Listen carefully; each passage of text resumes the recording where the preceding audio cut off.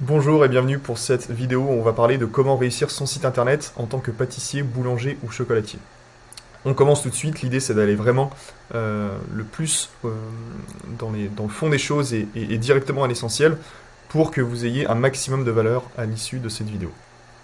Donc cette vidéo elle est déjà faite pour vous si vous êtes dans l'une des situations, bien sûr il faut que vous soyez une pâtisserie, une boulangerie ou une chocolaterie et que vous soyez dans l'une de ces situations suivantes. Donc soit vous ne faites actuellement pas de vente en ligne ou alors très peu, que votre site internet par exemple n'est plus au goût du jour, ou alors que vous rencontrez des bugs sur ce site, ou alors que vous êtes très limité dans ses fonctionnalités. Et dernièrement, l'une des situations aussi que rencontrent beaucoup de nos clients, c'est que vous perdez trop de temps avec votre site ou vos équipes, voilà, passent trop de temps sur la gestion du site internet. Je vous réserve aussi un petit bonus si vous restez jusqu'à la fin de la vidéo, donc très important de rester avec moi jusqu'à la fin pour vous délivrer ce petit bonus. Donc dans cette vidéo, qu'est-ce qu'on va voir? On va voir comment créer le site internet qui créera l'effet waouh pour vos utilisateurs, comment attirer plus de visiteurs sur votre site, et ensuite bien sûr comment les convertir en clients, parce que c'est le nerf de la guerre bien sûr. Et dernièrement, on verra comment vous pouvez avoir un site qui va vous faire gagner du temps au quotidien. Donc, qu'est-ce qu'un site internet réussi? Et bien, selon moi, un site internet réussi, c'est celui qui va vous permettre de générer des clients de manière automatique et qui va surtout vous faire gagner du temps au quotidien. Allez, et ben on attaque. Directement, premier conseil, c'est bien sûr soigner l'esthétisme de son site. Bien sûr, ne faites pas fuir vos visiteurs dès leur arrivée sur votre site internet. Bien sûr, personne n'achètera quelque chose de moche. Vous le savez en plus dans vos domaines où vous vendez à la fois du bon mais aussi du visuel. Et ben c'est pareil sur le site internet, il faut qu'on arrive à retranscrire cette partie-là. Je vous donne l'exemple. Par exemple, pour un site internet qu'on a réalisé pour un pâtissier sur Paris qui s'appelle Pâtisserie Fine, où voilà, là on voit leur ancien site internet et vous allez voir ce qu'on a fait en termes de refonte graphique sur leur site internet. Et on voit qu'on a quelque chose de beaucoup plus travaillé au niveau des typographies, au niveau du visuel, au niveau de toute l'iconographie et de toute la direction artistique qui a été mise en place sur le site internet de manière générale pour apporter une vraie harmonie et mettre en avant surtout leurs produits. Donc des règles simples pour avoir un site esthétique, bien sûr, c'est de se limiter et essayer d'avoir maximum 2 voire 3 couleurs sur votre site internet, avec une couleur principale, une couleur secondaire et peut-être une troisième couleur que vous allez utiliser avec parcimonie. Et l'idée c'est d'avoir un bon mariage bien sûr dans ces couleurs. Faites attention aussi souvent sur ce que je vois sur les sites, c'est de faire attention au niveau contraste et pour faire en sorte que tous les éléments soient bien lisibles. Et bien sûr, misez bien sûr sur un design épuré pour donner ce côté vraiment moderne à votre site. Donc n'hésitez pas à utiliser l'espace blanc, l'espace vide, etc. sur votre site. Évitez de mettre trop d'éléments. Deuxième conseil, utilisez des photos professionnelles. Ça, je le vois encore sur trop de sites internet où voilà, on essaye de faire ses photos un petit peu à la main, etc. Mais là, très important, misez vraiment sur un photographe professionnel pour faire les photos de vos produits. Je vous montre des exemples là, sur le site qu'on a réalisé pour un client, où là, ils ont fait appel à un photographe professionnel avec des mises en situation de leurs produits, avec du contexte. On va ramener, voilà, en fonction des saveurs qu'il peut y avoir dans les produits, on va amener des éléments visuels. Donc ça, ultra important sur la partie photo.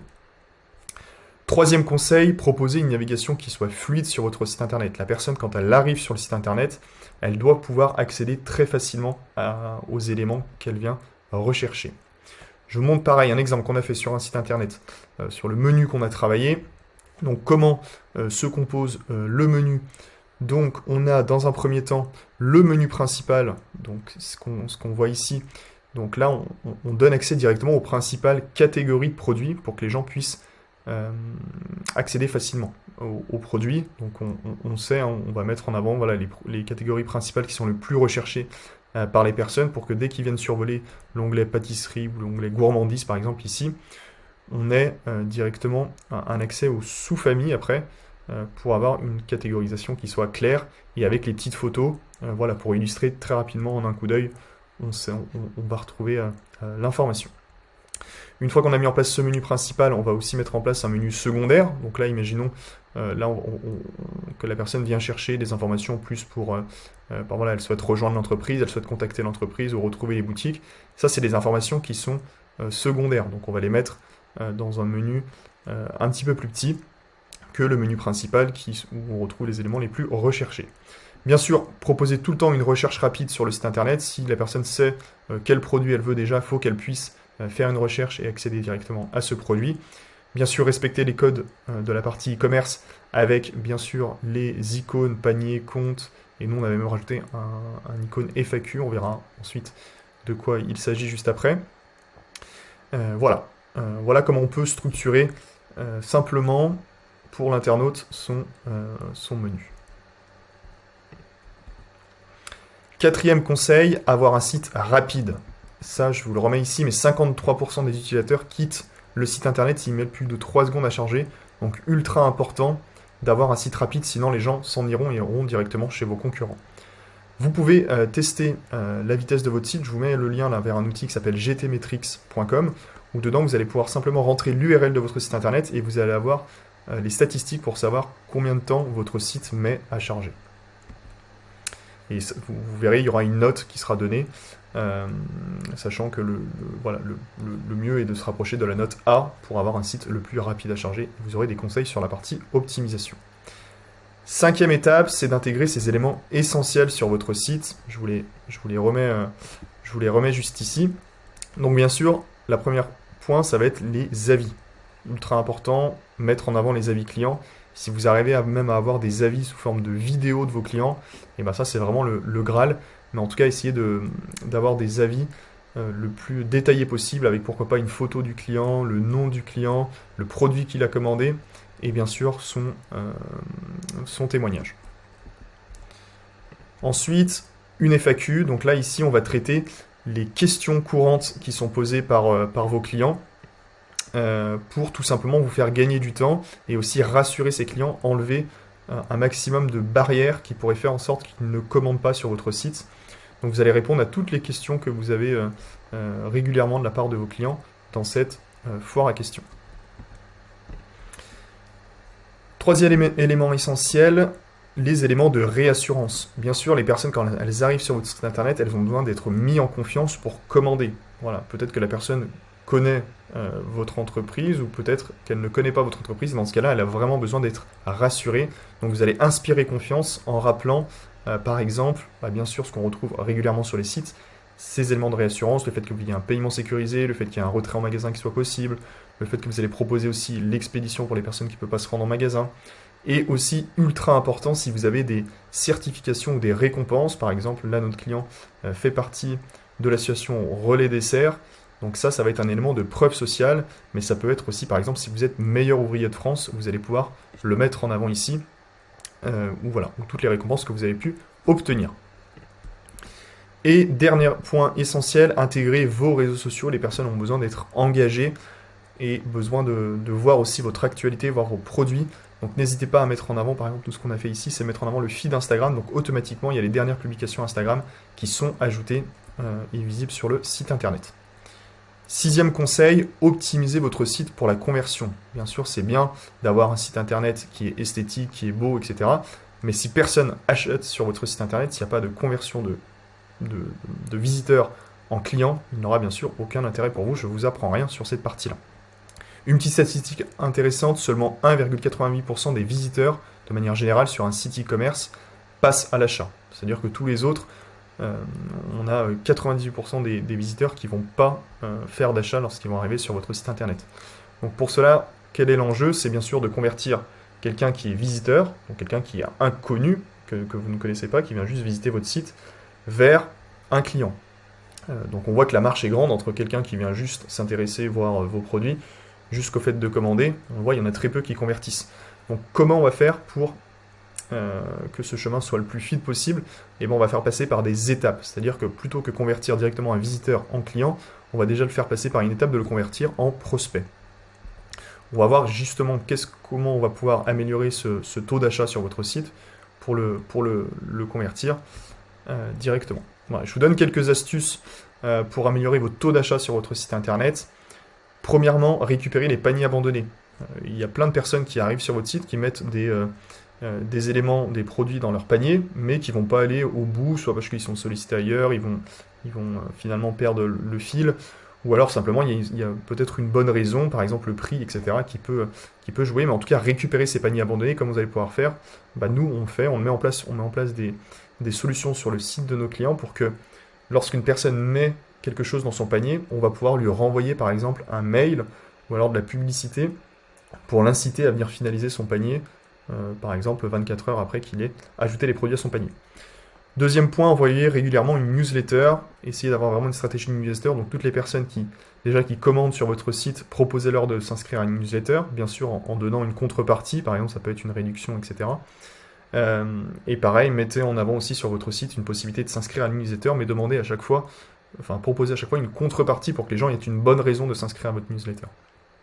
Troisièmement, misez sur la preuve sociale, on l'a dit tout à l'heure, les témoignages, les avis, les labels qualité, le fait que vous ayez du paiement sécurisé, tous ces éléments vont pousser les gens à acheter sur votre site internet. Quatrième point, faites de la publicité sur les réseaux sociaux pour les personnes qui ont déjà visité votre site. Donc ça, il y a des possibilités avec ce qu'on appelle le reciblage publicitaire, de mettre une petite empreinte sur les personnes qui viennent sur votre site internet et bien sûr leur renvoyer de la publicité. Donc ça, c'est des choses que je pense que vous avez l'habitude en tant qu'utilisateur. Lorsque vous allez voir un site internet, derrière vous allez avoir de la publicité. Donc ça, c'est ultra efficace parce que plutôt que faire de la publicité vers des personnes qui sont inconnues, vous allez faire de la publicité vers des personnes qui ont déjà visité votre site, donc qui ont déjà suscité un intérêt pour votre marque, pour votre entreprise. Cinquième point, maîtrisez vos frais de port, bien sûr, ce qui peut bloquer les gens en général, c'est-à-dire qu'ils vont mettre les produits dans leur panier, etc. Puis ils vont se rendre compte qu'en fait ils ont un produit à 10 € et qu'ils ont des frais de port à 15 €. Donc là ils vont être frustrés et du coup ils vont pas commander. Donc essayez de maîtriser un maximum vos frais de port ou offrez les frais de port à partir d'un certain montant de panier. Et dernier point, proposez des modalités de livraison et de paiement variées. Bien sûr, quelqu'un qui va pas être en confiance pour payer avec sa carte bleue par exemple, mettez en place une autre solution, mettez en place du PayPal ou d'autres solutions de paiement pour que les gens aient le choix et ne soient pas bloqués, n'aient pas de frein par rapport au fait de commander. Pareil pour la livraison, si la personne, vous proposez que du click and collect sur votre site, la personne elle ne peut pas se déplacer dans votre boutique, proposez d'autres livraisons. Il y a des solutions de livraison, par exemple, même pour des produits frais, avec Chronofresh, etc., vous allez pouvoir livrer des produits frais également, ou alors simplement, si c'est des produits secs, vous allez pouvoir utiliser des solutions comme Colissimo, comme Mondial Relay, etc. pour livrer vos clients où qu'ils se trouvent en France par exemple. Septième point, vous n'avez pas le temps, donc gagnez-en. Ça, je le vois encore avec beaucoup de clients où en fait leur équipe passe trop de temps à gérer leur site internet, font trop d'opérations manuelles pour gérer les commandes, pour expédier les commandes, etc. Donc misez vraiment sur la partie automatisation. Je vous montre un exemple, par exemple ce qu'on fait souvent sur le site de nos clients, c'est qu'il y a une synchronisation qui se fait entre leur logiciel de caisse qu'ils utilisent dans les caisses et leur site internet. Par exemple, qu'est-ce qu'on va faire? Donc c'est des synchronisations qui vont se faire dans les deux sens. Par exemple, dès qu'il va avoir une nouvelle commande sur votre site internet, bien sûr, ça va l'envoyer vers votre logiciel de caisse. Vous aurez une notification vers votre logiciel de caisse. Ça peut même imprimer un ticket directement sur votre logiciel de caisse en fonction de la solution que vous utilisez. Ça va bien sûr donner le statut de la commande. Voilà, dès qu'il y a une nouvelle commande, dès que le paiement, il y aura une actualisation du statut aussi de cette commande pour suivre son état d'avancement.